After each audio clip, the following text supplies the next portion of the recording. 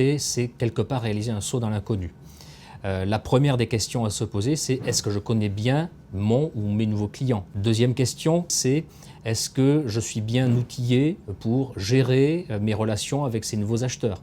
Par exemple, est-ce que j'ai bien tout ce qu'il me faut en termes de suivi, de relance et des imputations, des règlements que mes acheteurs vont m'adresser par la suite? Autre question, est-ce que je suis couvert contre le principal risque qui existe à l'exportation, à savoir le risque d'insolvabilité des acheteurs? Et quatrième question, est-ce que j'ai sur le marché un accompagnant financier qui peut répondre à ces questions-là? La facturage export, ça n'est jamais rien que de la facturage et appliqué à l'export.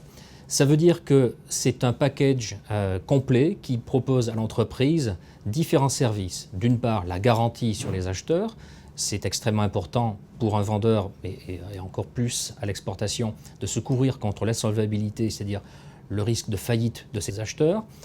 D'autre part, le factor peut aussi proposer une prestation de financement qui permet à l'exportateur de percevoir le montant de sa facture avant même que son client ne la règle. Troisième aspect, et pas des moindres, c'est le fait que le factor prend en charge toute la partie administrative liée au poste client, c'est-à-dire les relances sur les acheteurs, la gestion des règlements et l'imputation qui en découle.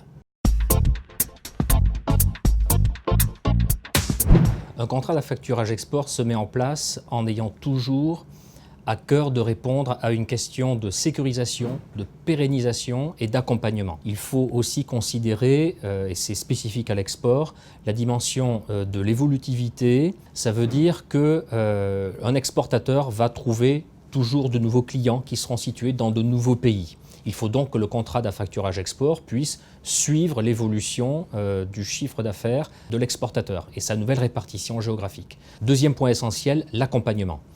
Il faut absolument que l'exportateur trouve un partenaire financier qui soit à même de financer à 100% toutes les factures de l'exportateur, et ce, quelle que soit la devise dans laquelle elles sont émises. Le conseil que l'on peut donner aux dirigeants de PME qui souhaitent aller à l'export, c'est oui, allez-y, c'est le moment. Ça n'a jamais été aussi favorable. Pensez que l'euro est historiquement bas et vraisemblablement pour une durée relativement longue, ça vous confère un avantage coût extrêmement important. Pensez aussi au fait qu'en 2013, 120 000 entreprises françaises ont exporté. Et sur ces 120 000 entreprises, 96% d'entre elles avaient moins de 250 salariés. Ça montre que l'export n'est pas réservé qu'aux grandes.